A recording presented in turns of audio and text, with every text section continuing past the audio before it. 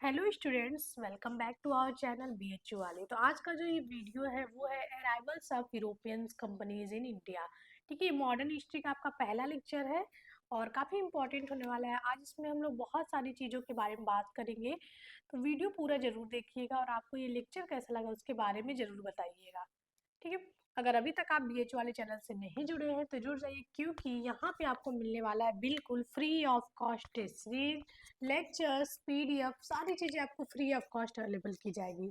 कोई भी क्वेरी हो आप हमारे हेल्पलाइन नंबर 80 90 20 94 18 पर कांटेक्ट कर सकते हैं। और साथ ही साथ अगर अभी तक हमारे बीएचयू वाले टेलीग्राम चैनल को आप ज्वाइन नहीं किए तो ज्वाइन कर लीजिए, क्योंकि वहाँ पे डेली रात में 9 बजे होने वाला क्विज शुरू कर दिया गया है और डेली वहाँ पे क्विज कराया जा रहा है।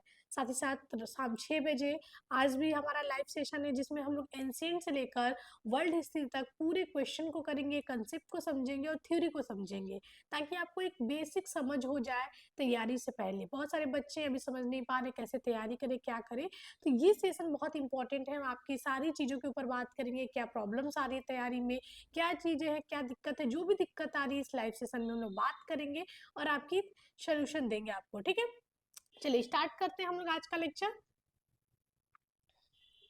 हाँ, तो arrivals of European companies in India पे बात करेंगे। तो इस वीडियो में हम लोग बात करेंगे कि एडवेंट कैसे यूरोपीज कंपनी आई, कैसे 1498 में 1498 में वास्को डिगामा एक डायरेक्ट सी रूट को खोजते हुए इंडिया पहुंचा, और इस डायरेक्ट सी रूट की डिस्कवरी को एक लैंडमार्क डिस्कवरी के रूप में देखा जाता है।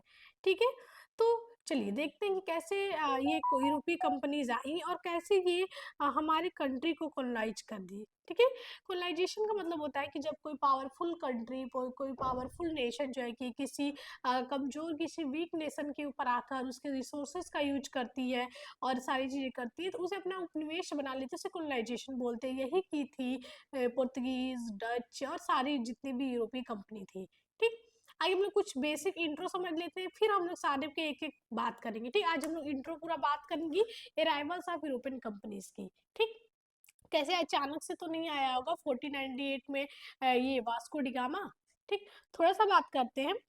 हमने देखा कि 1498 में वास्को डिगामा एक डायरेक्ट सी रोड खोजते हुए इंडिया पहुंचता है। ठीक, ये देखेंगे कि यूरोप से ही ये वाला रूट खोजते हुए इंडिया पहुंचेगा। ठीक, लेकिन हम लोग बात करेंगे कि अ, अ, ये डायरेक्ट सी रूट सिर्फ यही क्यों खोजा। इंडिया आने के तो दो रूट थे, एक आप देख सकते हैं ये मेडिटेरियन सी होते हुए एक डायरेक्ट लैंड रूट था, और एक आपका रेड सी से होते हुए आपका एक रूट था। दो रूट थे, और ये देखेंगे कि आपकी ये जो रूट है हमारा डायरेक्ट सी रूट, जो केप ऑफ गुड होप से अफ्रीका के साउथ से होते हुए इंडिया पहुंच रहा है, तो ये काफी लंबा भी है। तो क्यों जो है कि वास्को डी गामा ने इतना लंबा रास्ता रास्ता चुना, इस पे हम लोग बात करते हैं मेनली, फिर बात करेंगे, क्योंकि ये आपका सबसे स्टार्टिंग पॉइंट है, आपको जानना बहुत ज़्यादा जरूरी है।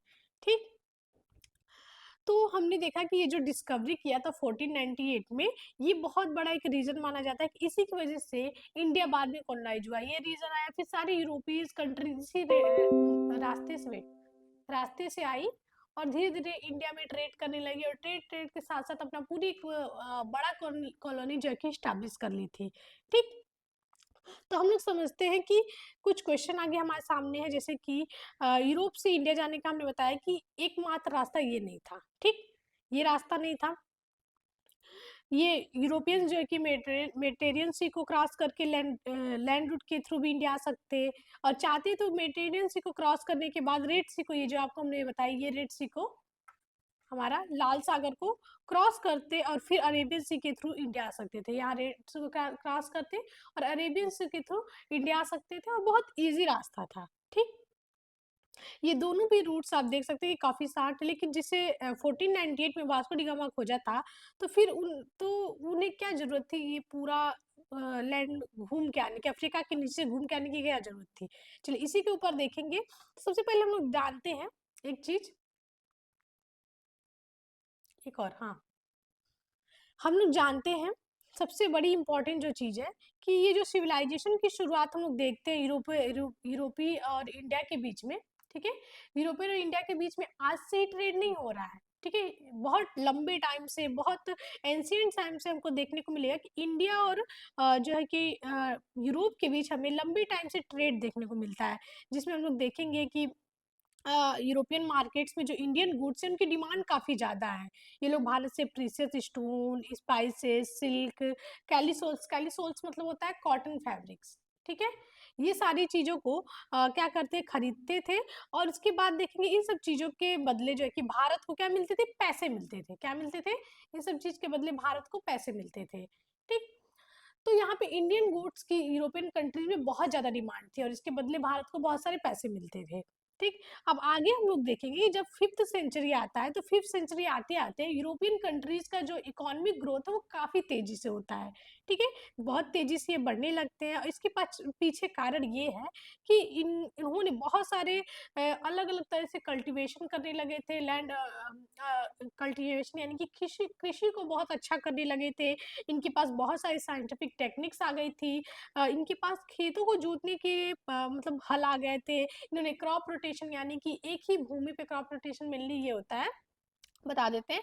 क्रॉप रोटेशन ये होता है कि एक ही भूमि पे अलग-अलग प्रकार के जो है कि ये लोग फसलों को उगाते हैं और जिससे भूमि की जो फर्टिलिटी है वो बढ़ जाती है, ठीक? इससे क्या होता है, इससे क्या होता है कि कभी-कभी इससे बहुत ज़्यादा अच्छा भूमि फर्टिलिटी हो जाती है, बहुत अच्छे फसल होते हैं और उन फसल से कभी-कभी देखेंगे कि ये लोग ग्रास भी और बहुत सारे तरह के जो है कि अपने खेतों में क्रॉप्स को उगाते हैं। इससे क्या होता है कि बहुत ज़्यादा इनके पास अच्छी मात्रा में चारे हो जाते हैं और वो उन्हें पशुओं को खिलाते हैं। पशुओं को खिलाने के बाद क्या होता है कि उनकी जो हेल्थ होती है वो काफ़ी इम्प्रूव होती है और उन्हें उससे क्या मिलती है? एक अच्छी मीट मिलती है और मेनली देखेंगे कि वो लोग ज़्यादातर मीट खाने में इस्तेमाल करते थे।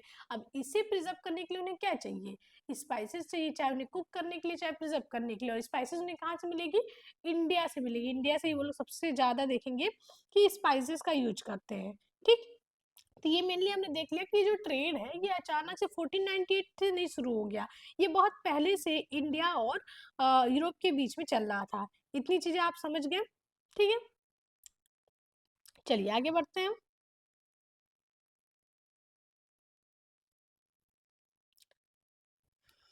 ठीक है, तो इतनी चीजें हम लोग इस पूरे जो डिस्कशन था इसमें ये हम समझ गए कि ये जो पूरा नीड था, ठीक। तो यहाँ पे देखेंगे 15th सेंचुरी आते आते उन्हें इस मसाले की जो नीड्स थी वो काफी ज्यादा होने लगी क्योंकि अब उन्हें उनके पास बहुत सारे साइंटिफिक चीजें आ गई थी।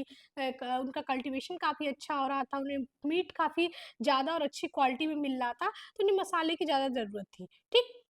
अब हम लोग देखेंगे कि इंडिया में 1450 तक इंडिया के साथ ट्रेड करने के लिए यूरोपियन जनरली दो रूट का इस्तेमाल करते थे, ये हमने बात किया। 1450 तक, ठीक। ट्रेड करने के लिए किस रूट्स का इस्तेमाल करते थे?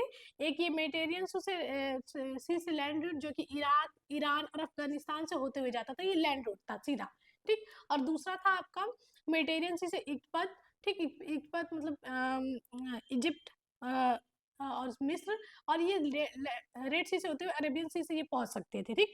ये दो रूट्स थे, ठीक। अब प्रॉब्लम क्या होती है, क्या हुआ कि इन्हें ये चीज करनी पड़ती है, इस पे बात करते हैं, ठीक। वेट,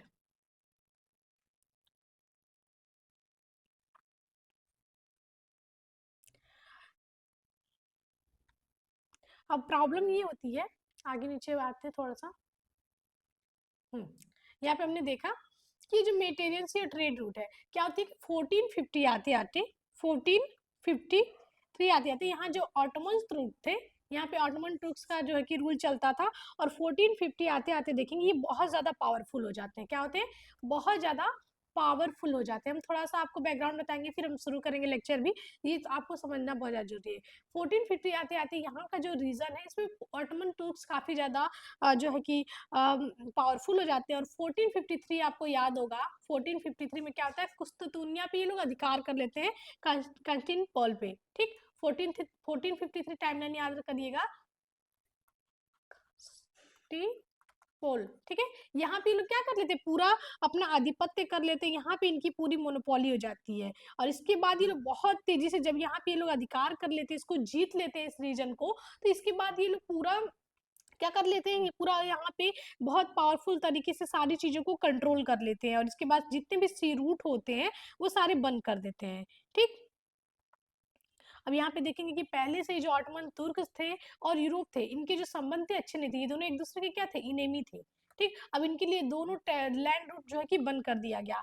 अब बहुत इंपॉर्टेंट चीजें होती है ट्रेड, किसी भी कंट्री के लिए ट्रेड ट्रेड बहुत ज्यादा जरूरी होती है, और इंडिया के जितने भी ट्रेड रूट थे इन्होंने क्या किया, बंद कर दिया। अब यूरोप के लिए बहुत ज्यादा जरूरत थी ऐसे डायरेक्ट सी रूट की जिसके थ्रू यूरोपिया इंडिया तक पहुंच सके, यानी कि अगर यूरोपियंस को इंडिया तक पहुंचना है तो उन्हें अफ्रीकन जो कंटिनेंट है, यहाँ पे हमने देखा, अगर उन्हें इंडिया तक पहुंचना है तो ये अफ्रीकन कंटिनेंट के जो आपका है उसके सदर्न मोस्ट पॉइंट है, वहां पर उन्हें देखना है कि कहाँ पे उन्हें कैसे वो सब इंडिया पहुंचे थे, इससे होते हुए इन्हें इंडिया पहुंचना होगा। ठीक, तो बात यहाँ पे आती है। अब यहाँ पे बहुत ज्यादा जरूरी होगा, जब यहाँ पे ऑटोमन तुर्क देखेंगे दोनों ट्रेड रूट बंद कर देगा उनके लिए, तो बहुत ज्यादा जरूरी हो जाएगा एक नए डायरेक्ट सी रूट को खोजने की। ठीक, तो अब इसी यही एक रीजन था जब उन्हें बहुत इंपॉर्टेंट हो गई, और क्यों ये आए साउथ से, क्यों यहाँ इतना घूम के आए, इसका रीजन आपको पता चल गया होगा। ठीक, यही बस समझाने के लिए इतनी सारी चीजें आपको हमने बताया। ठीक, चलिए आगे बढ़ते हैं।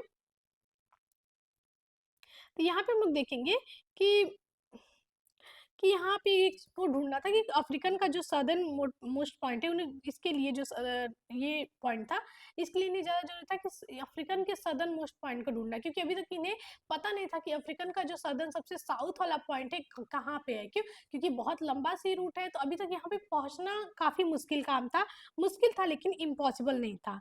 ठीक है, तो उस समय तक देखेंगे इनके पास बहुत सारे साइंटिफिक इन्वेंटेशन हो गए थे, बहुत सारे अलग अलग कंपास और इंस्ट्रूमेंट, इन्होंने बहुत ज़्यादा साइंटिफिक इनोवेशन कर लिया था। ठीक, इसकी वजह से ये अब जो मेटेरियन कह ले या फिर नेवल्स कह ले, इसके लिए लोग बहुत ज़्यादा डिस्कवरी के लिए बहुत ज़्यादा एक्साइटेड थे, और बहुत ज़्यादा जरूरी था एक नए ट्रेड रूट को करना, खोजना। ठीक है, तो चलिए आज देखते हैं आगे। तो यहाँ पे देखेंगे कि दो कंट्रीज होती हैं। ठीक है, इंडिया में दो कंट्री, एक पोर्तुगीज और एक स्पेन, और जो यूरोपियन का ये वाला पार्ट है, अमेरिका वाला पार्ट, ये अभी तक यानी कि 1492 तक ये डिस्कवर ही नहीं हुआ था। इसके ऊपर हम बात करेंगे अभी। इस किसी को पता ही नहीं था कि ऐसे कोई कंट्री भी एग्जिस्ट करती है। ठीक है, बहुत इंपॉर्टेंट है, कोई कंट्री भी एग्जिस्ट करती है, उसके ऊपर बात करेंगे। अब मेनली बात करना था कि ये दोनों कंट्रीज जो है कि जो भी हम कहें नेवल एक्सपेंटेशन में, चाहे उन्हें इनका बहुत अच्छा इक्विपमेंट था इनके पास, और इन्हें बहुत अच्छा जो है कि नॉलेज था, बाकी देशों से ज्यादा ये लोग वेल इक्विप्ड थे। और मतलब ये है कि इन दोनों के बीच में अब एक तरह का कंपटीशन चल रहा था यूरोप और इंडिया के बीच में, डायरेक्ट सी रूट खोजने का, कि पहले कौन खोजेगा। ठीक है, कि 1450 तक देखेंगे कि ये जो है कि 1450 तक ये जो पोर्शन है, चाहे 1492 तक, ये अभी तक खोजा नहीं है। बाद में आप देखेंगे कोलंबस जो है, क्रिस्टोफर कोलंबस, जब ये लोग नेवल सी रूट खोजेंगे इंडिया को, तो उन्हें ये मिलेगा। ठीक,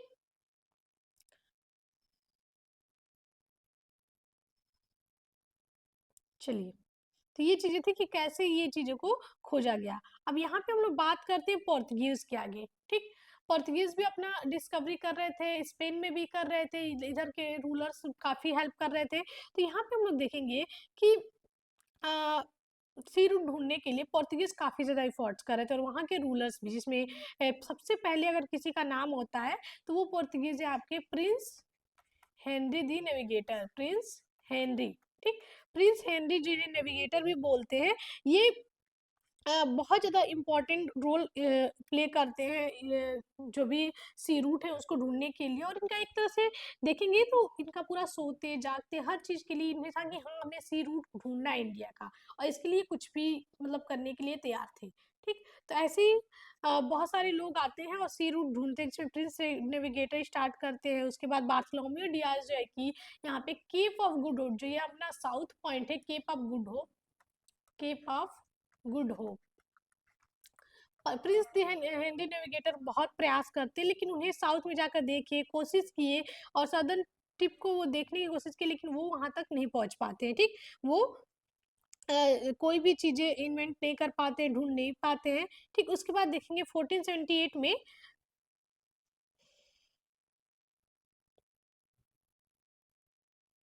ठीक है, उसके बाद देखेंगे जो बार्थोलोमेव डियाज थे वो यहाँ तक साउथ पॉइंट तक जाते हैं और साउथ पॉइंट से वापस आ जाते हैं, क्योंकि यहाँ पे स्टॉर्म आ जाता है, तूफान आ जाता है, उनकी नाव को फिर वापस लेके जाना पड़ता है, तो वो केप ऑफ गुड होप की खोज कर लेते हैं। और इससे काफी जो है कि आसान हो जाता है कि उन्हें साउथ पॉइंट तक वो पहुंच गए थे।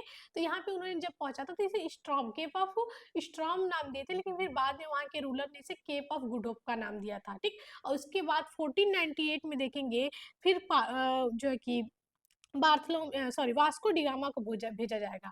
1498 में वास्को डिगामा को भेजा जाएगा और यहाँ से वो सिर्फ जो बार्थोलोमेव डियाज रास्ता बताए थे उसी रास्ते से होते हुए वो आएंगे यहाँ तक। और यहाँ पे आते आते फिर उन्हें देखने को मिलेगा कि बहुत सारे इंडियन शिप्स देखने को मिलेंगे और वहीं पे अब्दुल मजीद से साथ में कांटेक्ट करेंगे और वहां तक इंडिया पहुंचेंगे। ठीक, ये सारी चीजें बहुत ज्यादा जरूरी थी। इतनी चीजें आपको समझ में आ गई तो हम लोग बढ़ते हैं अपने लेक्चर की तरफ। हमने पूरा एक ओवरव्यू आपको देने की कोशिश की। चलिए, तो हमने बताया कि उपनिवेश क्या होता है, आपको पहले बता दिया कि consumption of various resources of a nation on the extent of power by a rich powerful nation to serve its various interests colonialism. तो मतलब यानी कि ये होता है कि जब एक अमीर और शक्तिशाली राष्ट्र द्वारा अपने जो भी हित हैं, अपने पूर्ति के लिए जो उन्हें नीड है, रॉ मटेरियल्स के लिए किसी कमजोर और नेचुरल रिसोर्स से संपन्न राष्ट्र के ऊपर वो लोग जब उसका यूज करते हैं तो उसे बोलते हैं कॉलोनी। ठीक, तो ये याद रखिएगा, इसे ही बोलते कॉलोनाइजेशन। और यही पूरा यूरोपियन कंट्री जाएगी तो कॉलोनी बना लेंगे, अपना रीजन बनाएंगे, जब ये वाली रीट आप लोग बार्थोलोमेव डियाज ढूंढ लेगा। ठीक, तो इसके ऊपर भी हम पूरा अच्छे तरीके से बात करेंगे। चलिए अब स्टार्ट करते हैं। तो सबसे पहले अगर कोई आया था पोर्तुगीज में तो वो आए थे सबसे पहले अगर कोई यूरोपियंस आए थे तो वो कौन आए थे? पुर्तगाली आए थे। ठीक, सबसे पहले कौन आया था? पुर्तगाली आए थे, फिर डच आए थे, अंग्रेज आए थे, डेनिस आए थे, फिर फ्रांसिस आए थे।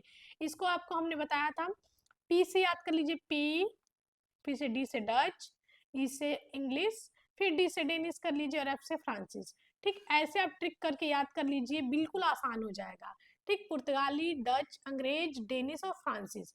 ठीक है, याद रखिए पीडीएफ कर लेंगे और बीच में ईडी जोड़ दीजिए। तो ये ट्रिक आप याद कर लीजिए, भूलेंगे नहीं कि कैसे आए थे। ठीक, कैसे आए थे और कंपनी कैसे स्टैब्लिश आए थे, दोनों अलग अलग है। अभी तक हमने देखा कि जो अराइवल्स ऑफ यूरोपियन कंपनीज है, क्या नीड पड़ गई कि वो यहाँ पे कंपनी मतलब यहाँ पे इंडिया में आए। ठीक, इंडिया में तो पहले से आते थे, लेकिन एक डायरेक्ट सी रूट खोज के आना और फिर उसके बाद धीरे धीरे कॉलोनी स्टेब्लिश करना। तो आपको हमने पूरा रीजन बता दिया कि दो रूट थे, जब ऑटोमन तुर्क आते हैं 1453 में बंद कर देते हैं, फिर उन्हें नीड हो जाती है, फिर बहुत सारे वहाँ के रूलर्स द्वारा इसे खोजा जाता है। ठीक, बेसिक हमने बताया, चीजें बताया क्यों जरूरत थी, ट्रेड की वजह से। ठीक, उसके बाद आपको पूरा ये बताया ऑटोमन तुर्क वाला।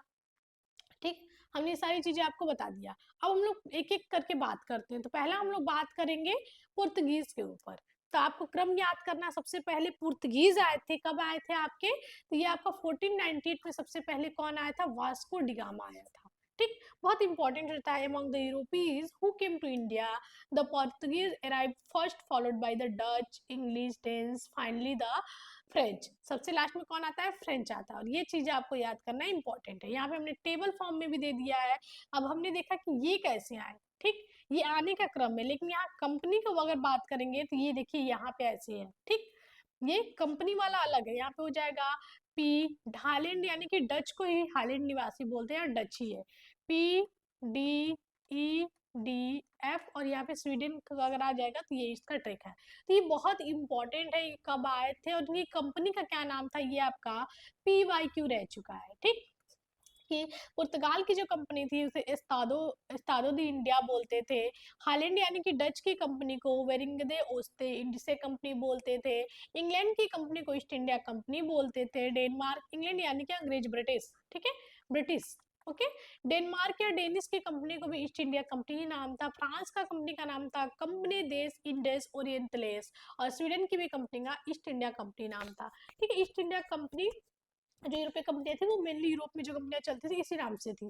ठीक, पुर्तगाल 1498 स्टैब्लिश हुआ था, डच 1602 1602 में, इंग्लैंड 1599 यानी ब्रिटिश, और डेनमार्क 1616 यानी कि 1616, फ्रांस आपका 1664, और आपका 1731 में स्वीडन आएगा, सबसे लास्ट में आएगा, और फिर वो ज्यादा दिन इंडिया में टिक नहीं पाते हैं। तो ये बहुत ज्यादा जरूरी था आपके लिए। ठीक, अब ये हमने देखा कि आए कैसे। ठीक, अब स्थापना का क्रम देख लेते हैं। तो यहाँ पे इसके बाद हम लोग लेक्चर्स की तरफ भी बढ़ेंगे, ठीक है, थोड़ा सा इसको देख लीजिए, बहुत ज़्यादा जरूरी है। फिर हम ओवरऑल तो बात करना ही है एक एक। आज हम लोग पुर्तगीज को मेनली देखेंगे, उसके बाद डच देखेंगे, फ्रांसिस देखेंगे, स्वीडन देखेंगे, डेसिस देखेंगे। क्योंकि ये जो आपका पीपीटी है आपको दिखा देते हैं एक बार, काफी टाइम लगा हमें ये पीपीटी बनाने में। आप देख सकते हैं बहुत लंबा पीपीटी है, 124 स्लाइड है।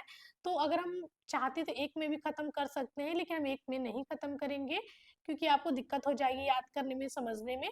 इसलिए हम एक एक पार्ट लेके आएंगे और एक एक पार्ट को पढ़ेंगे। यानी कि आगे हम लोग पोर्तुगीज को पढ़ेंगे, एक पूरा इंट्रोडक्शन इस वीडियो में हम लोग देखेंगे और पोर्तुगीज को समझेंगे। उसके बाद अलग अलग हम लोग पार्ट लाकर पढ़ेंगे, ठीक। तो इसमें विदेशी कंपनियों की स्थापना का क्रम देखना है, ठीक है। ये जो टेबल है वो सिर्फ हिंदी में, लेकिन हम इंग्लिश में भी बोल रहे हैं। और इसके बाद आपका कंटेंट हिंदी इंग्लिश दोनों में, तो इंग्लिश वाले बच्चे परेशान नहीं होंगे। थोड़ा सा बस इसको समझ लीजिए, फिर हम आगे बढ़ते हैं, ठीक। तो कंपनी का जो नाम था, पुर्तगाली कंपनी आई थी, उसका नाम था ईस्ट इंडिया कंपनी एस्तादो दी इंडिया। याद रखिएगा, कंपनी आपका PYQs है और ये पुर्तगाली थे। कंट्री स्थापना 1498। और पहली फैक्ट्री, मतलब फैक्ट्री मेनली क्या होता था, गोदाम होता था, जहाँ पे वो ट्रेड करते थे और अपनी सारी चीजों को एक जगह रखते थे अपनी कंट्री ले जाने के लिए, ठीक। तो 1503 में कोच्चि में सबसे पहले पुर्तगाली अपनी, वो कोच्चि कौन करेगा, जो वास्को डिगामा, वही कोचीन में एक गोदाम बनाएगा 1503 में, जब अगली बार आएगा तो, ठीक, याद रखिएगा।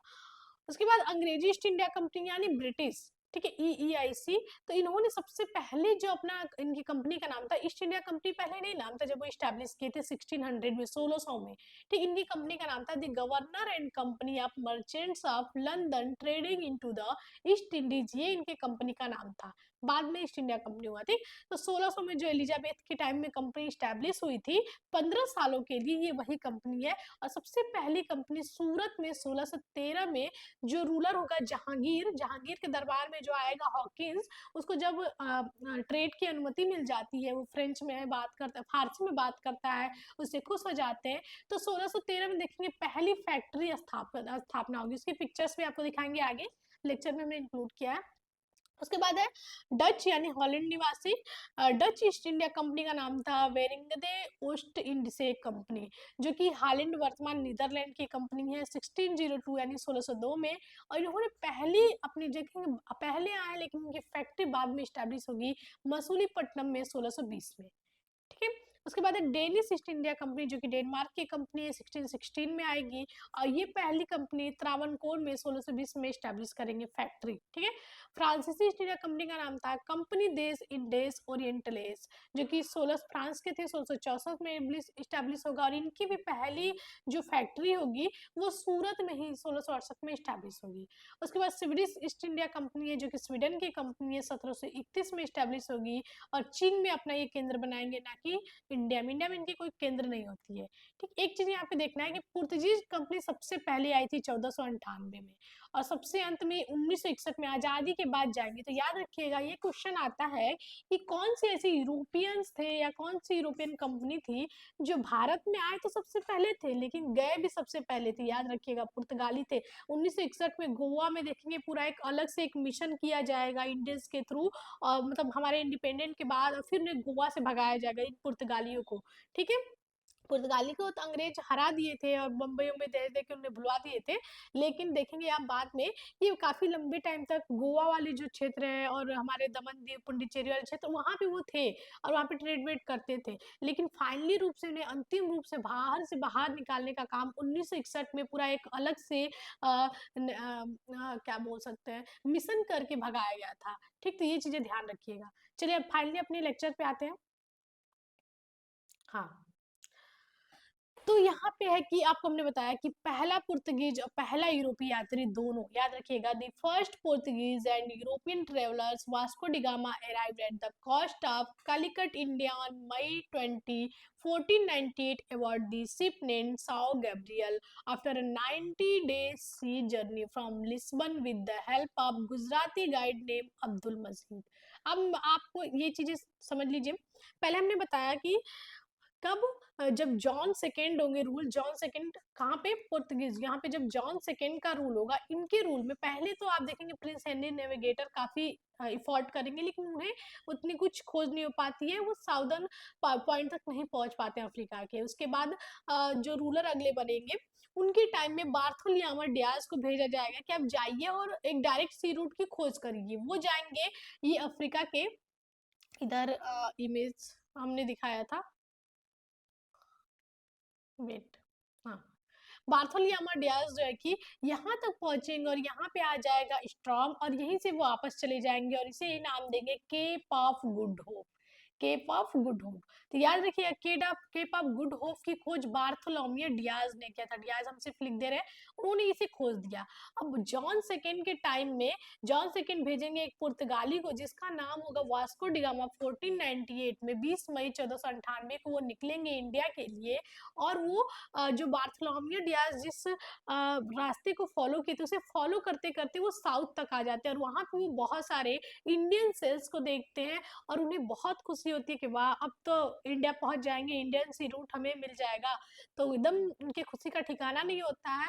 और वहां पे इंडियंस की हेल्प से एक गुजराती को जिसका नाम अब्दुल मजीद होता है उसे हायर करते हैं, उसके हेल्प से वो पहुंचते हैं इंडिया के एक मालाबार सी रूट पे, जिसे आज के टाइम केरल वाला मालाबार तट है, वहां के कालीकट जिसे कोझिकोड के नाम से जाना जाता है, कोझिकोड आज के कोझिकोड नाम से जाने जाते हैं, वहां पे पहुंचते हैं। ठीक है, याद रखिएगा। तो पहले पुर्तगीज थे, must important, first Portuguese and European travellers कौन थे? वास्को दी गामा, और ये पहुंचते हैं इंडिया के कालीकट तट पे, ठीक है, मालाबार कोस्ट पे 20 मई 1498 में। ये सारे पीवाईक्यू जितने मैं आपको हाईलाइट किया, जैसे first Portuguese, first European traveller, उसके बाद कौन था? वास्को डी गामा, कहाँ पहुंचा था? कालीकट इंडिया में, कब? 20 मई 1498 में। उसके शिप का क्या नाम था? तो उसके शिप का नाम था साओ गैब्रियल। ठीक है, और आफ्टर 90 डेज सी जर्नी, 90 दिन की यात्रा करता है, समुद्री यात्रा करने के बाद वो पहुंचता है कहाँ पे? अफ्रीका के लिस्बन में। ठीक है, from journey from sorry Lisbon से पहुंचता है गुजराती गाइड के उससे हेल्प से पहुंचता है ये कालीकट। ठीक है, यूरोपियन लिस्बन से, यूरोप के लिस्बन से पहुंचता है इंडिया। ओके, और कहाँ पहुंचता है? Malabar coast of Kerala in India. ये इंपॉर्टेंट हो गया, बहुत इंपॉर्टेंट है। अब ये जो भाई साहब है, ये जब केरला पहुंचेंगे तो वहां के जो रूलर्स होते थे, ठीक, वेट अ टाइम, वहां के जो रूलर्स होते जिन्हें जमोरिन बोलते थे, तो यहाँ पे जो रूल करते थे, जिस किंगडम में वास्को डी गामा पहुंचे थे, उस किंगडम था कलकट, कालीकट यानी कि केरला में। ठीक, और आज के डेट में इसे कोझिकोड के नाम से जानते हैं। और उस समय जो किंगडम था, जो शासन कर रहे थे, वो कौन थे? सावरेन हिंदू किंगडम थे, जिन्हें नेंदू, कौन इस समय रूल कर रहा था यहाँ पे? तो नेंदू रप्पू स्वरूपम, स्वरूपम याद रखिएगा। जिसका, और इन्हें क्या बोला जाता था? इन्हें बोला जाता सामाथी। ठीक है, इन्हें सामाथी बोलते थे। ठीक, जिसका मतलब होता है head of the house, head of the house. ठीक, हेड ऑफ द हाउस। जब ये रूल, जब वहां पे पहुंचे तो वहां पे इस किंगडम का राज हुआ करता था, लेकिन जब वहां पे वास्को डी गामा पहुंचा तो वो सामथी की बजाय जमोरिन बोला। ठीक है, वो सामुथी नहीं बोल पाता था, क्या बोला? जमोरिन। इसलिए हम देखेंगे कि हमें हर बुक में जो है कि सामेथी की बजाय जमोरिन देखने को मिलता है। ठीक है, तो वास्को डी गामा जब कालीकट पहुंचे तो जमोरिन ने उन्हें बहुत ही वार्मली रिसीव किया, उन्हें बहुत अच्छा वेलकम किया, और जो है कि इस एरिया में, कैलिकट के एरिया में ट्रेड करने की परमिशन भी दे दी। ठीक, लेकिन प्रॉब्लम एक ये थी कि जो केप रूट है, ठीक है, अरेबियन सी के पास जो होके गुजरता है, वे ये जो केप रूट है, केप ऑफ गुड होप, जो कि अरेबियन सी के पास से होकर गुजरता है। ठीक है, तो उस समय अरब ट्रेडर्स की वहां पे मोनोपोली हुआ करती थी। आपको हमने बताया कि ये जो ट्रेड रूट से, वेट, ये यहाँ से जो गुजरता है इधर अरब, अब यहाँ पे सिर्फ ये नहीं था कि कोई ट्रेड ही नहीं करता था, ये अरेबियन सी में उस समय अरब से भी काफी ज्यादा, बहुत ज्यादा क्या थे? पावरफुल थे। और यहाँ पे अरब ट्रेडर्स की, किसकी? अरब ट्रेडर्स की मोनोपोली होती थी, एकाधिकार होता था। ठीक, और पुर्तगीज इस एरिया में आ गए और वो भी जो है कि यहाँ पे ट्रेड करने लगे, तो उनके लिए एक थ्रेट बन गया कि अब उन्हें तो दिक्कत हो सकती है। अब 2 लोग एक जगह ट्रेड करेंगे तो उन्हें भी तो दिक्कत होगी, ठीक है? तो अरब ट्रेडर्स को भी काफ़ी दिक्कत होती थी, उन्हें ये पसंद नहीं आई कि यहाँ पे वास्को डी गामा आए और ट्रेड्स करे, ठीक? तो इन दोनों के बीच में अरब और देखेंगे वास्को डी गामा के बीच में काफ़ी ज़्यादा हमें देखने को मिलेगा कॉन्फ्लिक्ट होता रहेगा, ठीक? तो यहाँ पे देखा कि अरब व्यापारियों ने भी इसका विरोध किया, ठीक? अब वास्को डी गामा 29 अगस्त 1498 को वापस पुर्तगाल के लिए रवाना हो गया, ठीक? ये पुर्तगाल यहाँ पे आया और बहुत सारी चीज़ें जैसे कि मसाले-वसाले अपने साथ लेके गया और फिर वापस 29 अगस्त को 1498 को ये वापस चला गया। मई में आया था और अगस्त में वापस चला गया अपने साथ बहुत सारे सामान लेके, ठीक? अब आगे बढ़ते हैं। तो यहाँ पे पुर्तगालियों के आने के 2 प्रमुख एम थे, ठीक? क्या थे? पहला अरब और वेनिस के व्यापारियों का भारत से प्रभाव समाप्त करना, दूसरा ईसाई धर्म का प्रचार करना, ऐसे हिस्टोरियंस बताते हैं। और दूसरा तो ट्रेड तो उनकी थी बहुत इंपॉर्टेंट चीज़ें। तो ये था कि वो आएँगे और वहाँ पे जो अरब और वेनिस का बहुत ज़्यादा ट्रेड में मोनोपोली है उसको खत्म कर देंगे और यहाँ पे पूरा एक कॉलोनी एस्टेब्लिश कर देंगे। इसलिए देखिए वास्को डी गामा के बाद कंटिन्यू आते ही रहेंगे, कैब्राल, अल्बुकर्क, अल्मीरा, ये सारे आते रहेंगे कॉन्टिन्यू। तो ये चाहते हैं कि पूरा इनको अब धीरे-धीरे जब अगली बार आएगा वास्को डी गामा तो नेवल बहुत बड़े-बड़े जहाज़ों के साथ और पूरी तैयारी के साथ आएगा, सैनिकों के साथ आएगा और यहाँ पे अपने धर्म को फैलाना। तो बाद में हम देखेंगे कि जब 1510 में अल्बुकर्क आएगा तो चर्च खोलेगा, बहुत सारी चीज़ें करेगा, स्कूल खोलेगा, पुर्तगालियों का विवाह इंडियन से कराएगा, तो ये सारी चीज़ें होंगी। तो ये इनके मेन एम थे, ठीक? उसके बाद आगे हम लोग देखेंगे कि वास्को डी गामा जब भारत वापस जाता है अगस्त में, तो वो जाते समय मसाले, जड़ी-बूटियाँ ये सारी चीज़ें लेके जाता है और उसे बेच कर पता है उसे कितनी लाभ होती है? 60 गुना। बहुत बड़ी मतलब फ़ायदा होती है कि जो उसे सेल करता है स्पाइसेस और हर्ब्स को, जो इंडिया से ले जाता है, उसे उससे 60 गुना ज़्यादा फ़ायदा होता है। अब ये बात पूरे यूरोप में फैल जाती है। अब सारे यूरोपियन कंपनी चाहते हैं कि हम इंडिया से ट्रेड करें, लेकिन वहाँ के जो रूलर्स होते हैं, कहते हैं कि नहीं-नहीं, सबको नहीं ट्रेड करने को मिलेगा। कुछ आपको परमिट लेना पड़ेगा, तब जाके मतलब आपको गवर्नमेंट से परमिशन लेके आप वहाँ पे जा सकते हैं। अब सारे जो फ्रांस थे, यूरोप थे, सबको था कि हम इंडिया से ट्रेड करें, इतना बड़ा वो करें, ठीक? और यही बात है बताया कि इस साम्राज्य को पुर्तगाली साम्राज्य को एस्तादो डी इंडिया नाम दिया गया, ठीक? आगे बढ़ते हैं। अब वास्को डी गामा भारत आने वाला पहला था और दूसरा सबसे जो पुर्तगाली यात्री था वो था कैब्राल, जो कि 31 दिसंबर 1500 ईस्वी को आएगा दूसरा। अब ये भी आएगा पूरा नेवल एक्सपीडिशन के साथ और सारी चीज़ों को देखेगा, समझेगा और यहाँ पे ट्रेड करने का इसका पूरा मन बन जाएगा कैब्राल का, ठीक? और वहीं देखेंगे 1500 में ये आएगा, 1502 में फिर आपका वास्को डी गामा दूसरी बार अक्टूबर 1502 में आता है और सितंबर 1503 ईस्वी में वापस पुर्तगाल के लिए रवाना हो जाता है। इस बीच इसका अरब से भी काफ़ी कॉन्फ्लिक्ट होता है, जमहूरियन से भी धीरे-धीरे संबंध इसके खराब हो जाते हैं, ठीक है? तो ये इस तरह कॉन्फ्लिक्ट होते रहते हैं और बहुत सारी चीज़ों को ट्रेड के बीच में इनकी दिक्कत आती है, ठीक है? अब देखेंगे पुर्तगाली क्या करते हैं, आपको हमने बताया था कि 1503 में जब वास्को डी गामा वापस आएगा 1502 में और 1503 में वापस चला जाएगा, तो यहाँ पे सबसे पहली अपनी एक फैक्ट्री या दुर्ग कह लें, कोचिन एस्टेब्लिश करेगा, ठीक है? यहाँ पे इसके जमोरियन से भी धीरे-धीरे जो वहाँ पर रूलर थे उससे संबंध खराब हो जाएँगे और प्रोटेक्शन के लिए पहला दुर्ग स्थापित करेगा, उसके चारों तरफ बाउंड्री फोर्टिफिकेशन भी कर देगा। तो पहला फोर्टिफिकेशन करने वाला ये पुर्तगाली ही थे, ठीक? तो पुर्तगालियों द्वारा सबसे पहले कोचीन में, याद रखिए कोचीन में एक दुर्ग स्थापित किया जाएगा। दुर्ग यानी इन द सेंस कि अपना एक सामान रखने के लिए जगह एस्टेब्लिश की जाएगी 1503 में जब वास्को डी गामा आएगा, ठीक? और इसका निर्माण देखिए अल्फांसो दे अल्बुकर्क द्वारा किया गया और यह दुर्ग 1663 तक पुर्तगालियों के अधीन रहा, ठीक है? यहाँ पे जब पुर्तगाली आएँगे, क्या बोलते हैं यहाँ पे, हाँ, वास्को डी गामा आएगा, वास्को डी गामा वहाँ पे मेनली इस ना काम करेगा इसके लिए और बाद में कैब जब आएगा अल्बुकर्क, तो अल्बुकर्क जो है कि यहाँ पे अ जो स्थापित करता है उसका अच्छे तरीके से निर्माण अल्बुकर्क के द्वारा होगा। अल्बुकर्क जो देखेंगे 1510 में गोवा छीन लेता है, ठीक? अब कन्नूर, पहला तो कोचीन है, दूसरा कन्नूर में ये अपनी दूसरी फैक्ट्री स्थापित करते हैं 1505 ईस्वी में, ठीक? अब 1505 ईस्वी में ये दूसरा अपना फैक्ट्री एस्टेब्लिश करेंगे कन्नूर, यानी कि आप देखेंगे कि धीरे-धीरे ये पूरा जमोरिन से और अरब ट्रेडर से स्ट्रगल करते-करते अब इंडिया में अपना पूरा एक आधिपत्य स्थापित करना चाहते हैं, फैलाना चाहते हैं और इन्हें इसकी हेल्प जो है कि इनके रूलर द्वारा यूरोप से भी इन्हें इनकी हेल्प मिलती है। पूरा आप धीरे-धीरे नेवल एक्सपीडिशन करते हैं, बहुत सारे अब सेना भी रखे रहते हैं और बहुत सारी चीज़ें इनके बीच मतलब होती रहती हैं, ठीक? तो यहाँ पे आप देखेंगे कि जब वास्को डी गामा आता है, चला जाता है, तो अब जब फैक्ट्री एस्टैब्लिश होती है, तो वहाँ के जो रूलर थे, वो कहते हैं नहीं-नहीं, अब हम वहाँ पे एक पूरा एक क्या कह सकते हैं कि कोऑर्डिनेट करने के लिए, डायरेक्ट करने के लिए एक वायसराय को भेजेंगे हम इंडिया में। तो सबसे पहला पुर्तगाली वायसराय के रूप में आएँगे फ्रांसिस्को डी अल्मीड़ा 1505 से 1509 तक ये वायसराय रहेंगे 5 से 9 तक, और इन्होंने लाया था ब्लू वाटर पॉलिसी, यानी कि शांत जल की नीति। अब ब्लू वाटर पॉलिसी क्या थी? ये थी कि जितने भी हमारे हिंद महासागर है उसमें पूरा कब्जा कर ले, माने कि जितने भी सी रूट है, जितने भी इंडियन सी रूट है, उसपे हम पूरा कब्जा कर ले, ब्लू वाटर पॉलिसी ये थी, ठीक? तो यही याद रखिए कौन लाया था? अल्मीड़ा लाए थे, जो पहले वायसराय थे। और 1503 में देखेंगे पुर्तगालियों ने दीव पर अधिकार कर लिया, जो दमन दीव था, दीव पे अधिकार कर लिया। यहाँ पे भी अपना एक जो है कि केंद्र बनाएँगे, और कब्जे के बाद पुर्तगाली हिंद महासागर में सबसे ज़्यादा शक्तिशाली बन गए, पूरा आइसलैंड कवर कर लेते हैं, और उसके बाद हिंद महासागर वाली चीज़ों पे कंट्रोल कर लेते हैं, और अल्मीड़ा जब आएँगे तो वो ब्लू वाटर पॉलिसी लाएँगे कि नहीं, अब कोई भी आएगा तो परमिट लेके आएगा हमसे, ठीक है?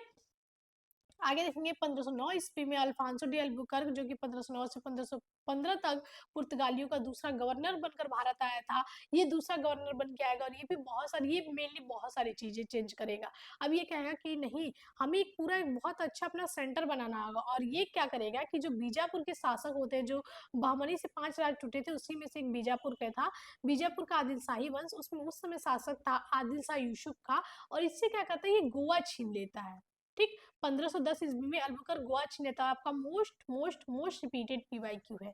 गोवा इसे छीन लेता है और यहाँ पे अपना एक अच्छा सेंटर बनाता है, क्योंकि यहाँ से वो सारी चीज़ों को कवर कर सकता है, बहुत सारी चीज़ों को आने जाने के लिए भी ईजी हो सकता है, तो ये गोवा को अपना एक सेंटर बनाता है, ठीक है, 1510 ईस्वी में। यहाँ पे हम लोग ज़्यादातर चीज़ों को देखेंगे, आपको हमने कंसेप्ट बता दिया और बाकी सारी चीज़ें बता रहे हैं, बहुत सारी चीज़ें, लेकिन बहुत लेंदी हो जाएगा, तो हम मेन चीज़ों को आपको बताते चल रहे हैं। अब अल्फांसो डी अल्बुकर्क ने भारत में पुर्तगालियों की संख्या में वृद्धि करने के लिए आपको बताया था कि यहाँ पे सेटलमेंट्स करेगा, जो है कि पुर्तगालीज और इंडियन का विवाह कराएगा, ताकि वो यहाँ पे अपना पावरफुल बढ़ा सके, अपने रिलीजन का प्रचार कर सके। इन सब चीज़ों के लिए वो यहाँ पे देखेंगे कि सबसे पहले कोई ट्रेड वेडिंग कराएगा इंडियंस और पोर्तुगीज की, तो वो अल्बुकर्क है, सेटलमेंट्स करेगा, चर्च बनाएगा, स्कूल बनाएगा, ताकि सारी चीज़ों को समझ सके, चर्च, स्कूल, ये सारी चीज़ें स्टैब्लिश करेगा, परमानेंट सेटलमेंट्स लाएगा। ये अल्फांसो डी अल्बुकर्क था। 1510 में गोवा में आपको देखने को मिलेगा, और यहीं से हम देखेंगे आर्किटेक्चर, आर्किटेक्चर सारी चीज़ें हमें देखने को मिलेंगी, ठीक? आगे बढ़ते हैं, तो यहाँ पे इसलिए इसको बोलते हैं, बहुत सारी चीजें सेटलमेंट्स करता है, इसलिए इसे पुर्तगाली शक्ति का वास्तविक संस्थापक माना जाता है, ठीक? और इसने कोचिन को अपना मुख्यालय बनाया तथा भारत की एक प्रादेशिक शक्ति के रूप में पुर्तगाली राज्य की स्थापना की। कोचिन जो पहला इनका था, उसको अपना मेन हेड क्वार्टर बनाता है, और वहां पे अपना एक पूरा पुर्तगाली साम्राज्य की इस तरह से पूरी तरह से स्थापना अगर कहेंगे एक, तो ये अल्बुकर्क के समय हुई थी, इसलिए इसे रियल फाउंडर बोला जाता है, ठीक? चलिए आगे बढ़ते हैं, जल्दी से लेक्चर करते हैं।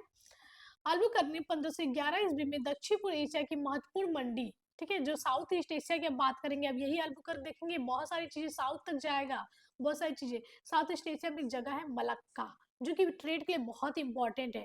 यहाँ पे, यहाँ 1511 में और 1515 ईस्वी में फारस की खाड़ी में स्थित हारमुज पर अधिकार कर लिया। ये इंडिया के कई प्लेसेस पे तो आधिपत्य कंट्रोल करेगा ही, साथ ही साथ साउथ ईस्ट एशिया तक ये पहुंच जाता है अल्बुकर्क, याद रखिएगा, बहुत अपना ट्रेड को एक्सपेंड करेगा, ठीक? और साथ ही साथ देखें कि इंडिया में जो हमारे रूलर्स होते हैं, उनसे भी काफी अच्छे अपने संबंध बनाएगा, यहाँ पे घोड़े की, उनसे घोड़े का लेन देन और ये सारी चीजें करेगा। तो एक रूलर थे अल्बुकर्क के समय हमारे विजयनगर के, जो आपको मिडल पीरियड में हमने आपको बताया था, दो राज्यों की स्थापना हुई थी, इसकी स्थापना 1336 में हुई थी, और इस समय रूल कर रहे थे कृष्णदेव राय, ठीक है, बहुत इंपॉर्टेंट है।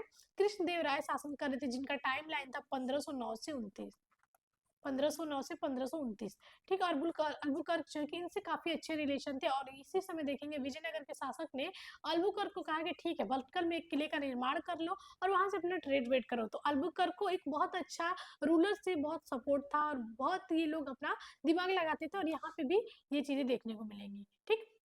उसके बाद देखेंगे कि 1515 में अल्बुकर्क की मृत्यु हो जाती है, गोवा में हो जाती है, और यहीं पे इसको दफन कर दिया जाता है। जहाँ पे इसने इसको किया था, यहीं पे इसको दफन कर दी जाती है, और इसकी तुलना जो है कि प्रोफेसर डार्डवेल क्लाइव से करते हैं। क्यों करते हैं? क्या होता है कि अल्बुकर्क देखेंगे कि जो पुर्तगाली साम्राज्य है उसको एक पूरा व्यवस्थित रूप देता है, एक साम्राज्य का रूप देने वाला अल्बुकर्क ही था। और वही देखेंगे क्लाइव ने भी किया था। 1757 का प्लासी युद्ध हो या फिर आपका इलाहाबाद की संधि, उससे उसने ब्रिटिश साम्राज्य को एक पूरा व्यवस्थित रूप दिया था। पूरा एक रेवेन्यू है जो इलाहाबाद की संधि की थी। किसी राज्य की सबसे जो इंपॉर्टेंट शक्ति होती है रेवेन्यू, जो इलाहाबाद की संधि में देखेंगे कि राजस्व पूरा अंग्रेजों के हाथ में हो जाता है, वो उसने किया था क्लाइव। तो वही इसकी तुलना डार्डविल करते हैं क्लाइव से। याद रखिए क्लाइव से तुलना किसकी की गई है? तो अल्बुकर्क की गई है, पुर्तगीज की। ठीक, फिर देखेंगे 1524 में सितंबर में वास्को डी गामा तीसरी बार भारत आएगा, और यहीं पे इसकी डेथ हो जाएगी कोचीन में। ठीक, जहाँ पे पहली फैक्ट्री बनी थी। वायसराय की उपाधि के साथ आता है, वायसराय बन के आता है, और 1524 ईस्वी में इसी दौरान इसकी कोचीन में मृत्यु हो जाती है, और यहीं पे इसका मकबरा भी है। ठीक, यहीं पे इसको दफन भी कर दिया जाता है कोचीन के सेंट फ्रांसिस चर्च में। हमने बताया कि अल्बुकर्क के समय ही चर्च वर्च सब बन गया था, स्कूल बन गया था, और इसी चर्च में, पुर्तगाली चर्च में जो है कि वास्को डी गामा को दफन कर दिया जाता है। 1539 ईस्वी में इसके अवशेष जो होते हैं उसकी राजधानी वापस लिस्बन में लेके जाया जाता है, जहाँ से अपना यात्रा शुरू किया था, वहां पे फिर पुनः जो है कि मरेगा अपना। ये देखेंगे 1524 में, 1539 में इसके जो भी पार्ट्स होते हैं, जो भी बच जाते हैं अवशेष, उसे ले जाके उसकी राजधानी में दफनाया जाता है।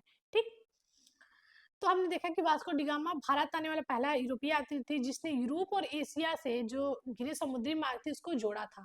तो ये बहुत बड़ा काम किया था वास्को डी गामा, और उसके सम्मान में पुर्तगीज महाकाव्य ओस लुसियार्ट्स की रचना की गई थी। ठीक, इसी के सम्मान में इसकी रचना की गई थी, क्योंकि इसने बहुत बड़ा काम किया था कि इतने लंबे सी रूट को खोजा था, जिसको खोजने के लिए दो तीन रूलर्स ने काफी जो है कि एफर्ट्स लगाए। बार्थोलियामा डियाज ने काफी एफर्ट्स लगाए, उसके पहले प्रिंस दी हेनरी नेविगेटर ने एफर्ट लगाए, और वास्को डी गामा खोज के इंडियन सी रूट को बहुत आसान कर देता है, और इंडिया को कॉलोनी बनाने के लिए सबसे मेन रीजन था ये केप ऑफ गुड होप की खोज। ठीक है, तो ये इंपॉर्टेंट हो जाता है। आगे बढ़ते हैं। भारत आए पुर्तगाली वायसराय, इसके बाद आएंगे जब अल्बुकर्क के बाद नीनो डी कूना 1529 से 1548 ईस्वी में, और 1530 में ये कोचीन की जगह गोवा को राजधानी बनाएंगे। जिस गोवा को अधिकार में किया था आपका 1510 में अल्बुकर्क ने, उसे अब राजधानी बना लेंगे, मेन हेडक्वार्टर बना लेंगे नीनो डी कूना। ठीक है, बहुत इंपॉर्टेंट है नीनो डी कूना भी।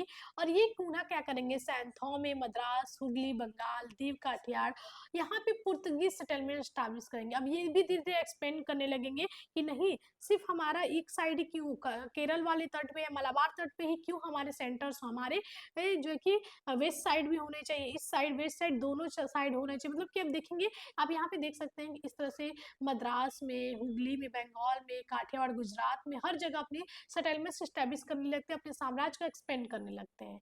ओके, उसके बाद देखेंगे पुर्तगालियों द्वारा हुगली को बंगाल की खाड़ी में समुद्री लूटपाट के लिए केंद्र के रूप में प्रयोग किया गया। अब ये क्या करते हैं, हुगली को मेनली इसलिए चूज करते हैं कि यहाँ पे जो बंगाल की खाड़ी है, यहाँ पे बहुत सारे ट्रेडर्स आते थे, और वहाँ पे वो लोग क्या करते थे कि ट्रेडर्स को लूट पाट लेते थे, और वहां से भी अपना जो है कि एक रेवेन्यू करते थे। तो यहाँ पे लूटपाट करके भी एक मेजर सेंटर बना दिए थे। ठीक, पुर्तगाली वायसराय जोआ डी कैस्टर ने पश्चिमी भारत के चाउल 1531 में, दीव पे 1532 में, सालसेट बेसिन पे 1536 में, और बम्बई पे अधिकार कर लिया। अब जो अगला आपका वायसराय आएगा जो डी कैस्ट्रा, अब ये भी धीरे धीरे जितने भी आएंगे वो सब लोग आप देखेंगे एक्सपेंडेशन पे ही लगे हुए हैं। तो इस पे मेजर्स आप देखेंगे कि इंडिया के लगभग लगभग साउथ वेस्ट हर एक रीजन में इनका एक अपना केंद्र हो गया है। ठीक, तो ये पूरा एक्सपेंडेशन पे जोर शोर दिए जितने भी वायसराय आएंगे। उसके बाद देखेंगे पुर्तगाली अधिकार वाले क्षेत्रों से व्यापार करने के लिए मुगल सम्राट अकबर को भी पुर्तगालियों से कॉज या परमिट लेना पड़ता है। इस समय जब पुर्तगाली वायसराय आ रहे थे उस समय अकबर शासन कर रहा था, और उनसे उन्हें परमिट लेना पड़ा कि हमें यहाँ यहाँ पे रूल करना है, और यहाँ पे देखेंगे इन्हें मिल भी जाता है। और देखेंगे जब इन्हें मिल जाएगा तो पुर्तगाली ने व्यापार के कंट्रोल के लिए क्या लाया? काफिला व्यवस्था, जिसे हम लोग बोलेंगे, हाँ काफिला व्यवस्था लाया, जिससे ये लोग क्या करते थे कि मेनली ट्रेड को कंट्रोल करते थे इस ट्रेड से। ठीक, तो इस व्यवस्था से, तो ये इंपॉर्टेंट कौन लाया था? काफिला व्यवस्था, काफिला सिस्टम, तो पुर्तगाली लाए थे। अब क्या होता है कि पुर्तगाली जब इतने बड़े साम्राज्य पे मतलब बड़े क्षेत्रों पे शासन करने लगते हैं, इन पे इनका कंट्रोल हो जाता है। अब ये क्या करते हैं कि जो हमारे इंडियंस होते हैं, उनसे बहुत ज़्यादा रूड बिहेव करते हैं, ज़बरदस्ती ईसाई धर्म में परिवर्तन कराते हैं, मारना, काटना, लूट-पाट बहुत ज़्यादा मचा देते हैं। और उस समय रूल कर रहे थे 1632 ईस्वी में मुगल बादशाह शाहजहाँ। अब उन्हें जब ये बात पता चली, तो वो बहुत गुस्सा हुए, वहाँ पे अपनी सेना भेजी और पुर्तगालियों से जो हुगली था बंगाल का, उसे छीन लेते हैं। ठीक? तो ये भी एक इम्पोर्टेंट पीवाईक्यू है। वहाँ पे पुर्तगालियों को मार भगाते हैं। ठीक है? और यहाँ पे देखेंगे पहली बार कोई मुगल रूलर था जो पुर्तगालियों के खिलाफ एक्शन लेता है। ठीक है? यहाँ से उन्हें बहुत बड़ी सीख मिलती है। अब अगला गवर्नर बनेगा अल्फांसो डिसूजा, जो कि 1542 से 45 के साथ बनेगा। और एक प्रसिद्ध जेसुइट संत फ्रांसिस्को जेवियर इसके साथ भारत आया था। ठीक, तो इसी के साथ सबसे पहले जो फ्रांसिस्को जेवियर थे, प्रसिद्ध जेसुइट पादरी, ये डिसूजा के साथ ही भारत आएंगे 1542 से 45 में, यानी कि 1542 में। और 1560 ईस्वी में गोवा में ईसाई धर्म न्यायालय की स्थापना की जाएगी, ताकि किसी भी प्रकार का धर्मद्रोह को दंडित किया जा सके। यानी कि एक न्यायालय, एक अपना, ये लोग अब चर्च तो किए थे, स्कूल तो किए थे, वेडिंग तो कर ही रहे थे, साथ ही साथ अब अपना कोर्ट भी स्टैब्लिश करेंगे, ताकि जो भी गलत चीजें करे। वहाँ पे पूरा इनका एक तरह से रूल हो गया था, और उन्हें दंडित करने के लिए एक अपना न्यायालय की स्थापना करेंगे 1560 में। ठीक है, आगे बढ़ते हैं हम। तो यहाँ पे देखेंगे कि ये सारी चीज़ें पुर्तगीज़ पूरा ट्रेड कर रहे हैं, पूरा धीरे-धीरे अपना सेंटर्स बढ़ा रहे हैं। अब ये देखेंगे कि जब भारत आए, तो भारत से ले तो बहुत सारी चीज़ें जा रहे थे, लेकिन ये लाए क्या थे भारत में? तो ये अपने पुर्तगालीज़ मध्य अमेरिका से, देखिए मध्य अमेरिका की खोज हो गई है, जो है कि 1492 में न्यू वर्ल्ड नाम से, क्रिस्टोफर कोलंबस जो स्पेन का था, वो खोजेगा न्यू वर्ल्ड नाम से। ठीक? ये लोग सोचते हैं कि हम इंडिया पहुँच गए, लेकिन ये न्यू वर्ल्ड था। तो यहाँ पे खोज हो चुकी रहती है, और यहाँ से ये लाते हैं तंबाकू, आलू, मक्का, ये सब पुर्तगीज लाते हैं। तो आज जो हम लोग आलू हर सब्जी में खाते हैं, तंबाकू जिसे देखेंगे जहांगीर के समय में शुरू हुआ था, तो ये पुर्तगीज ही लाते हैं। ठीक है, मक्का, ये सारे इन्हीं की देन है। ठीक है, इन्हीं के आने से हम देखेंगे भारत में तंबाकू की खेती शुरू हुई, जहाज निर्माण गुजरात और कलिकट में हुआ, प्रिंटिंग प्रेस की शुरुआत भी इन्हीं के टाइम पीरियड में हुई थी। तो ये सारे पुर्तगालीज की देन है, जो भी हमारे तंबाकू की खेती होती है, जहाज निर्माण गुजरात और कालीकट में होता है, तो ये सारे देन हमारे पुर्तगालियों की है। ठीक, उसके साथ ही साथ अनानास, पपीता, बादाम, मूंगफली, काजू, काली मिर्च, लीची, शकरकंद, संतरा भारत के लिए पुर्तगालियों की ही देन थी। ये सारी चीजें भारत में कौन लाया था, इसकी खेती कौन किया था? तो ये पुर्तगालीज ही लाए थे। ठीक है, हमारे पास ये सारी चीजें नहीं थी। ठीक, और 1556 में इन्होंने देखेंगे पहला प्रिंटिंग प्रेस स्थापित किया था। कहाँ पे? गोवा में। आप देखेंगे मेजर चीजें गोवा में, क्योंकि गोवा को एक बड़ा ट्रेड सेंटर ये बना लेते हैं, मेन अपना एक साम्राज्य स्थापित कर दिया। यहीं पे चर्च, स्कूल, न्यायालय, प्रिंटिंग प्रेस 1556 बहुत इंपॉर्टेंट है। ठीक, यहीं पे खोज लेंगे। अब 1556 से किस युद्ध की याद आ रही है आपको? किस बैटल की याद आ रही है, बताइए तो? 1526 के बाद 1556 में हुआ था, दोनों को बताइए। तीन हुई थी, तीन बैटल हुई थी एक ही नाम से। 1526, 1556, 1761, सभी लोग कमेंट पे हमें जरूर बताएंगे। ठीक है, तो याद कर सकते हैं प्रिंटिंग प्रेस और उस फेमस बैटल को एक साथ। ठीक है, सभी लोग हमें कमेंट में बताएंगे इसका आंसर। ठीक, ये चीजें हमने देख ली। अब यहाँ पे हम लोग देखेंगे कि जब बहुत ज्यादा ये पुर्तगाली करते हैं, यहाँ पे पुर्तगाली ने अकबर से अनुमति ली थी हुगली में ट्रेड करने के लिए, और शाहजहां की अनुमति से जब क्या करते हैं सब, बनतेम में कारखाने स्थापित करता है। धीरे धीरे अपना कारखाना स्टैब्लिश कर लेते हैं, ब्रॉड वे में स्थापित करने लगते हैं हुगली में। ठीक, और हिंद महासागर से होने वाले व्यापार पे ये लोग पूरा कंट्रोल कर लेते हैं। वहां से जो भी जहाज जाते हैं, वहां से परमिट लेते हैं, परमिट सिस्टम लाते हैं। उसके साथ ही ये लोग वहां से कर वसूलने लगते हैं, पूरा मोनोपोली कर लेते हैं इंडियन ओशियन में। ठीक, ये जो पुर्तगाली थे। लास्ट है कि इन्होंने कार्ज आर्मेड काफिला पद्धति भी स्टार्ट की थी, जहाँ पे अरबी जहाजों को कार्ज या परमिट के बिना अरब सागर में प्रवेश करना वर्जित था। ये क्या करे कि जो भी मतलब एक तरह से परमिट, आपको एक अधिकार पत्र चाहिए होता है कि हाँ, इस सी रूट में ट्रेड कर सकते हैं। और ये सोचिए, एक दूसरी कंट्री के लोग आए और हमारे कंट्री में हमारे लोगों के द्वारा ही हमें परमिट लेकर ट्रेड करना पड़ रहा है अरब ओशियन में। तो ये कार सिस्टम भी इन्होंने ही लाया था, पुर्तगीज ने ही लाया था। तो ये लोग अपने आप को एक तरह से देखेंगे लॉर्ड ऑफ द सी, यानी कि सागर का स्वामी कहे, मतलब बनने लगे इस कार्ज आर्मेंट सिस्टम को लाके। ठीक है, और इन्होंने जब भारत में आए थे, इनकी जो भी आर्ट आर्किटेक्चर देखने मिलेंगे, चाहे कोर्ट हो, चाहे चर्च हो, चाहे कोई भी चीज़ है, ये गोथिक स्टाइल में थी। ठीक है, Gothic architecture styles in India, Gothic style जो इन्होंने लाया था, जो थोड़ा-थोड़ा अरब से भी इन्फ्लुएंस था, थोड़ा-थोड़ा इंडिया से भी इन्फ्लुएंस था, थोड़ा-थोड़ा मुस्लिम थोड़ा-थोड़ा यूरोपियन भी था। इन सब चीज़ों का मिक्सअप इन्होंने गोथिक आर्किटेक्चर का प्रचलन पुर्तगालियों के समय ही हुआ। तो हमने पूरा एक ओवरव्यू आपको देने की कोशिश की इस वीडियो में। हमने पूरा एक इंट्रो देखा कि कैसे जो है कि यूरोपियंस आए, क्या एक रीज़न था कि एक डायरेक्ट सी रूट को, इतने लंबे सी रूट को खोजनी पड़ी, जबकि हमारे पास 2 एक शॉर्ट सी रूट था। उसके बाद हमने देखा कि क्या-क्या ट्रेड होता था, क्यों ज़रूरत था, तो स्पाइसेस और बाकी चीज़ों के लिए था, ठीक है? ऑटोमन तुर्क का देखा, पूरा आपको हमने एक बैकग्राउंड के साथ बताने की कोशिश की। उसके बाद जो भी मेन पॉइंट्स था, जो आपके एग्ज़ाम में पूछे जाते हैं, उनके बारे में हमने बताया। इससे फैक्ट और भी हो सकता है, कुछ फैक्ट्स भूल भी गए, छूट भी गए होंगे, क्योंकि बहुत फैक्ट है, ठीक है? लेकिन जितने भी इम्पोर्टेंट फैक्ट्स थे, वो हम आपको बताने की पूरी कोशिश की। जितने भी वायसराय थे, उन्होंने जो मेजर वर्क्स किए उस पे, अगर कोई फैक्ट छूट गए होंगे, तो हम जो लाइव सेशन 6 बजे करते हैं शाम को, 6 पीएम पे जो लाइव सेशन करते हैं, उसमें हम लोग क्या करेंगे, जितने भी आपको हमने जैसे टॉपिक वाइज लेक्चर जा रहा है और टॉपिक वाइज एमसीक्यू सेशन जा रहा है, ये इसीलिए जा रहा है कि हम एमसीक्यू सेशन जो करेंगे, उसमें जो भी हमारे फैक्ट्स छूट जा रहे हैं, जो क्योंकि एक पूरे लेक्चर में सारे फैक्ट्स को अगर हम डाल देंगे तो बहुत लंबा लेक्चर हो जाएगा। जैसे इसमें हमने डालने की पूरी कोशिश की, ताकि आपका लेक्चर के थ्रू क्लियर हो जाए। तो आपको हमने दिखाया कि 124 स्लाइड्स का हमारा ये पूरा जो अराइवल्स ऑफ यूरोपियंस है, वो पूरा स्लाइड बन गई है, पीपीटी बन गया है, ठीक? तो इसलिए हम लोग मेनली मेन चीज़ों को, जिसकी ज़रूरत है आपको जानने की, वो चीज़ें हम डाल देंगे। और जो हमारे फैक्ट्स होंगे, बहुत अच्छे तरीके से हम लोग एमसीक्यू लगाना भी बहुत ज़्यादा ज़रूरी है, क्योंकि हमारे एग्ज़ाम में एमसीक्यूज़ ही आएँगे। तो उस कांसेप्ट उसके थ्रू भी हमें क्वेश्चन को समझना ज़रूरी है कि क्वेश्चन कैसे फॉर्म होगा, कैसे क्वेश्चन आएँगे। तो हम लोग एमसीक्यू करेंगे और पूरे कांसेप्ट को हम लोग अच्छे तरीके से पढ़ लेंगे।